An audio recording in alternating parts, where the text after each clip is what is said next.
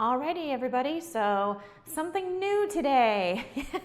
We've done a lot of racking and a lot of infusing lately, and now we are on to the next brew.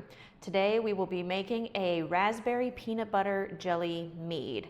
So how am I doing that? Well, the raspberry is actually really easy. I'm going to be adding raspberry in both primary and secondary fermentation so that we get kind of that cooked raspberry thing, kind of like when you get jam.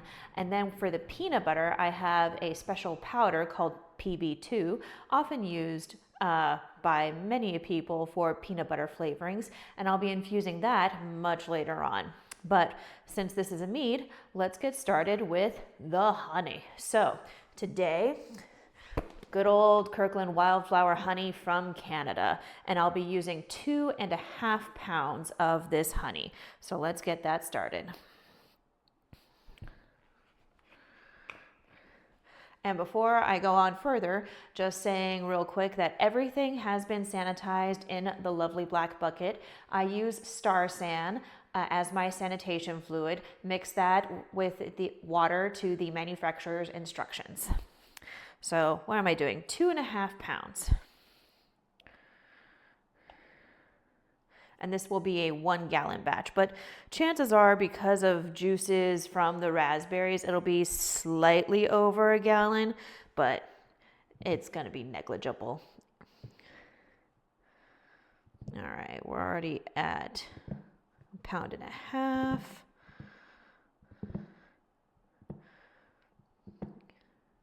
2.25.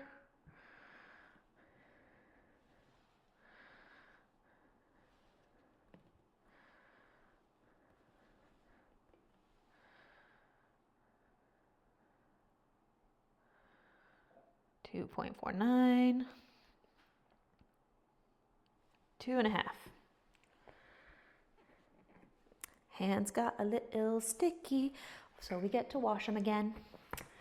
Be right back.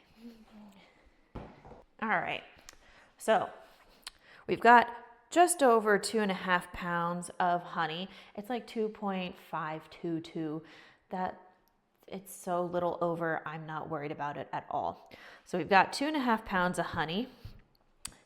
And now I'm gonna put this up here because we will need it later. I'm going to go ahead and measure out the 2 pounds of raspberries. So we've got the honey there. Now we're gonna do the raspberries. Let's get that on a level surface, Rachel. There we go. All right, so today for the raspberries, I'm just using Stahlbusch frozen raspberries. They're still a little bit frozen, which might actually help me just a little bit, but nothing too special. Ooh, excuse me. I did want to get something a little bit more local, but apparently the raspberries are not quite ready yet. So, such is. All right, come on. There we go.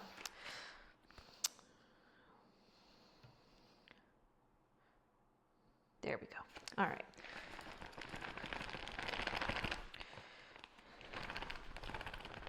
So these bags are 284 grams a piece, which, if I'm not mistaken, is a little bit over 1/2 pound.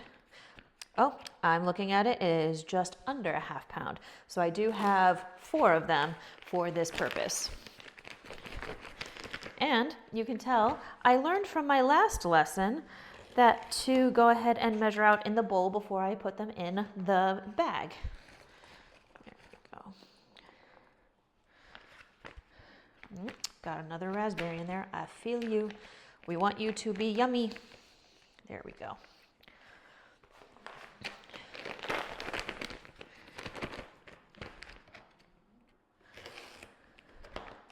There we go.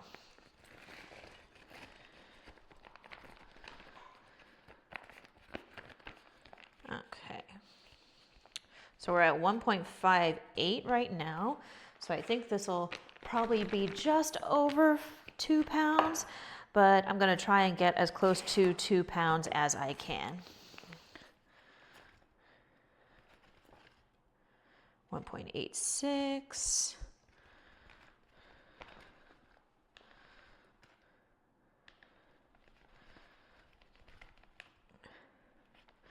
You know what, 2.1 pounds, not upset about that at all.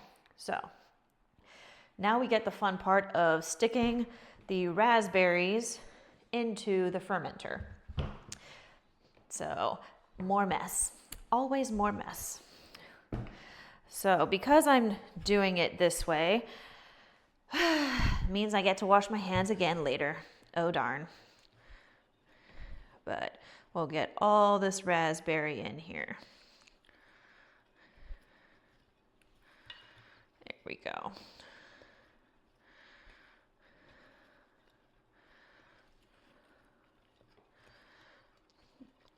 I am actually kind of glad that this is still slightly frozen, because if it had been totally thawed, then it would have been way more juicy, and that would not have been good.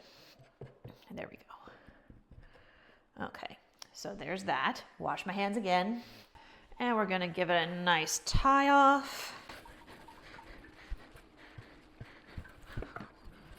There we go.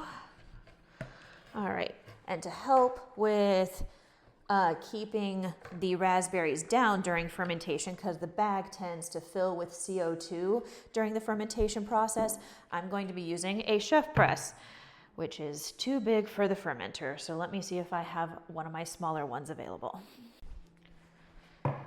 Still too big. Well, all right. C'est la vie. So I'm just going to have to swirl it every day, which is not a bad thing. It helps me keep an eye on things. There we go. All right, put the knife, I do need the knife still. Okay, put that over there. So we've got the honey, now we need some water. And I'm just gonna fill this about halfway with water just to help get the honey started, because this is a very full bottle of water. And I don't know exactly where the 1 gallon mark will be, and it'll be too hard to stir if I did that. So we'll just go to about there, and we get out the spattle. It's a spoon, it's a paddle, it's a spattle. And now we just stir for a little bit. And I'm not being gentle about the stirring either, so we can add oxygen. Oxygen is critical to fermentation at the very beginning for the yeast. Yeast use the oxygen during the reproduction and budding phase of the process. They build up their cell walls so that they can be nice, big, and strong, because during the fermentation process, as we get closer and closer to being at the end of fermentation, the cell walls weaken. So right now, in order to get fermentation going, we really want those cell walls to be big and strong.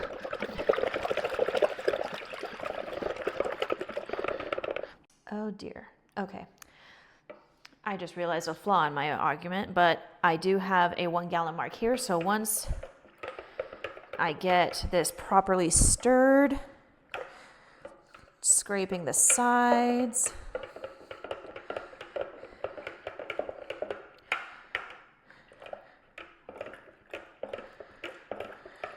there we go.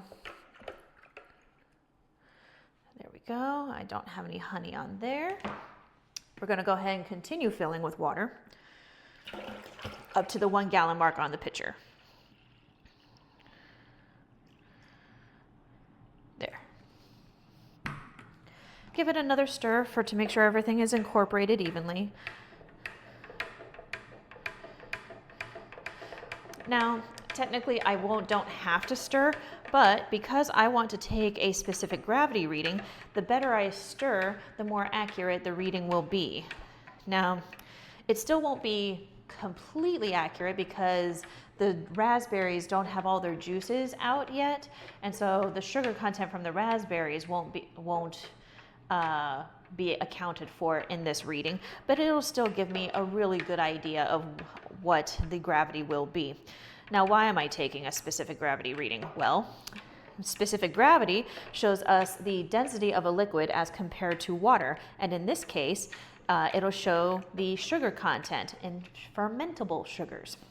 And so by taking specific gravity at both this point and at the end of fermentation, I can tell you about how much alcohol there is by volume in the brew. So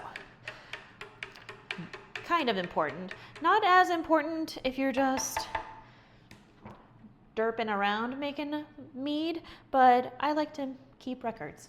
And I'm going to be going to school for this, so I got to do it anyway. So now we put the brew into the fermenter with the raspberries. There we go. And no honey left inside. Bless. So there's that. I'm gonna need this a little bit later. Gonna need to throw these away. All right, so I did things a little bit out of order, but that's okay. So now I'm going to go ahead and add some yeast nutrient. Now, fermentation is the process of yeast converting sugars into alcohol and carbon dioxide. However, honey does not have all of the nutrition that yeast needs, specifically nitrogen, and that is what our yeast nutrient of Fermate O provides. It is a a nitrogen supplement, and so we just add that in. There we go. And I'm not being particularly worried about it, but now that that's in, I can now grab a sample of the brew and push the berries down. There we go. Get a sample in order to take a pH reading of the brew. Now, why do I need to take a pH reading? Well, it's more of a thing with lower proof brews. By lower proof, I mean things like beer that are below about 10% alcohol, where there is a chance of botulism happening. Now, with sanitation, it's less of a problem, but also so long as the brew is at least a pH of 5 or below, there is a lower chance of botulism because botulism can't live in an acidic environment. So there's that. Gonna get my pH meter. Okay, that's there. Put that in there. All right, this is good. We are at 4.2 for pH. Yay, exactly where I want to be. And now we get the gravity reading. So I use a refractometer just because it requires a smaller sample. There we go. Put that in there. I can do this because it's been sanitized. All right, we're showing 22.2 bricks. So let me wipe that out. So because of that reading, I can now say that this has a potential alcohol by volume of about 12.2%. It's gonna change. It's just a fact. And I'm having a thought because my raspberries are already making life a little bit difficult for my yeast nutrient. I probably need to add some marbles. So let me sanitize some marbles in a sack and we will add them to the brew. Whee! All right, we've got marbles that have been sanitized and they're gonna go right on top of the raspberries to help them sink. There we go. Probably still gonna have to keep an eye on that because things tend to move during fermentation, as is the way. All right, so next, I need pectic enzyme. Why do I need pectic enzyme? Well, things like raspberries have pectin, which is a substance that helps everything kind of become gloopy, and it's what helps make jam.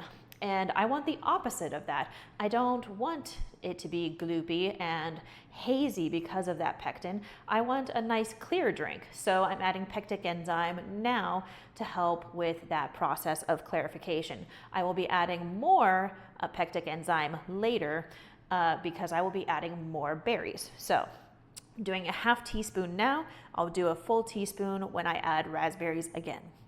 So that in there. There we go. All right, so now finally the yeast. Now, this yeast is Safale US05.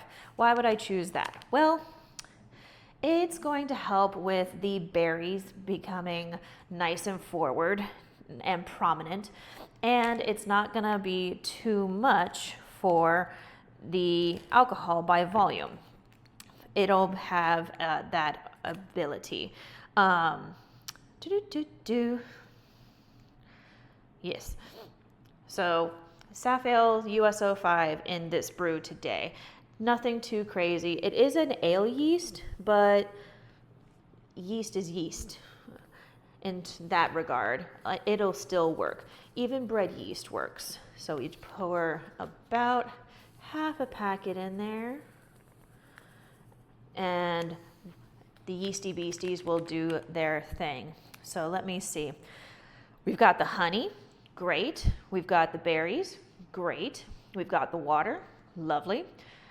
We've got the Fermade O nutrient, and we've got the pectic enzyme. Let me double check and see if there's anything I'm missing.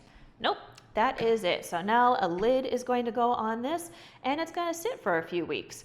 For primary fermentation. I'll probably still come by and grab the tongs, pick up the marbles, and give the whole thing a swirl every day, every other day, just so that I know that those raspberries are submerged. Now you may wonder about all of this extra room in the fermenter, all this empty space. It's not going to be a problem because during the fermentation process, CO2 gas is produced. All of this is going to be filled with CO2, and so there's not going to be any oxygen to oxidize the brew or to make the brew go nasty. So that's the only thing that's with that. Why do I still need to swirl the berries? Well, because mold still can grow on the berries at this point. So got to keep an eye out for that. So next, lid and airlock so that the oxygen and excess CO2 can escape without other things coming in. And we'll see you in a few weeks. See y'all next time.